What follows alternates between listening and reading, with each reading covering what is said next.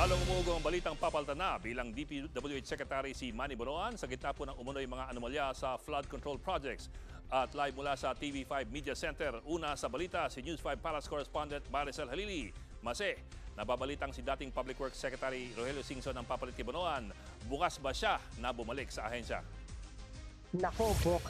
Iyan nga ang natanong kay former DPWH Secretary Rogelio Singson. Pero malinaw ang sinabi niya, hindi na siya babalik sa DPWH. Tinanggihan daw niya ang posisyon na ito dahil sa ngayon ang kanyang prioridad ay ang kanyang pamilya. Pero willing naman daw siyang makipagtulungan dito nga sa isinasagawang investigasyon sa mga sinasabing maanomalyang flood control projects. Ang suggestion nga dyan ng dating kalihim, bakit hindi mo na isuspinde yung mga flood control projects na nakikita natin na posibleng maanomalya at isa-isahin kung ano-ano dito sa mga proyektong ito ang mabisa, epektibo at yung hindi.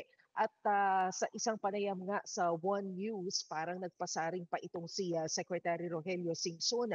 Sabi niya ang kakapal ng muka nito ngang mga kumikickback sa mga proyektong ito at tigil-tigilan na raw sana ito. Total, mukhang marami na silang kotse. Narito ang bahagi ng pahayag ni Secretary Singson. I have said I cannot, my priority is my family's safety. You know? So I said I cannot take that on because also I'm pushing 77.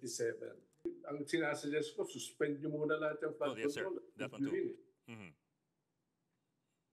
Including the levels of authority. O, sinabi ko yung first, right project, right cost. Binibid ba ng tama yan? Dapat may makasuhan, bottom line sa akin.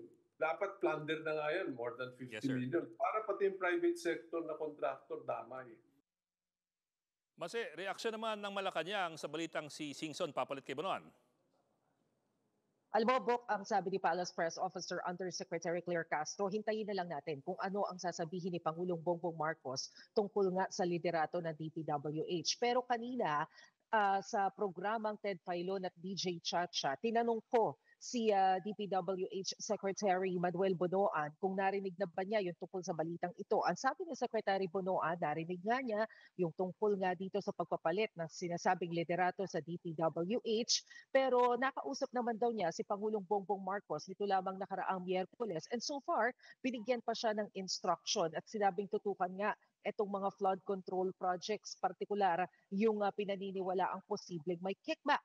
Narito ang sinabi ni Secretary Bonoan. The President has given me some additional instructions. So I leave it to the pleasure of the President. As I said, yung my tenure on Secretary is the pleasure of the President.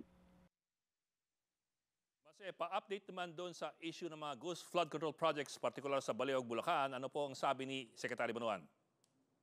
Bok, ang sabi ni Secretary Bonoan, sila mismo sa DPWH na nag-furnish nitong mga detalye kay Pangulong Bongbong Marcos tungkol nga dito sa maanomalyang proyekto sa Baliwag, Bulacan na flood control project. Ang sabi ni Secretary Bonoan, sa ngayon ay nag-issue na ang DPWH ng show cause order para nga pagpaliwanagin yung mga taong pinaniniwala ang involved dito sa proyektong ito. Pero tinanong din natin kung ano na nga ba ang nangyari dyan sa district engineers ng Bulacan na nabanggit doon sa privilege speech ni Senator Ping Lacson, sina Alcantara. At ang sabi nga ni Secretary Bonoan kanina ay pinaka-float na daw itong mga ito. Oras na sumagot na yung mga nabigyan nila ng show cause order, the decision na nila kung dapat nga ba na hatulan sila o maghain ng kaso laban sa mga involved dito. Bok. Maricel Halili, live mula sa TV5 Media Center. Mga kapatid, Jig Manikad po, pagdating sa mahalagang balita sa loob at labas ng bansa, dapat una sa lahat, mag-follow at mag-subscribe na sa social media pages ng News 5.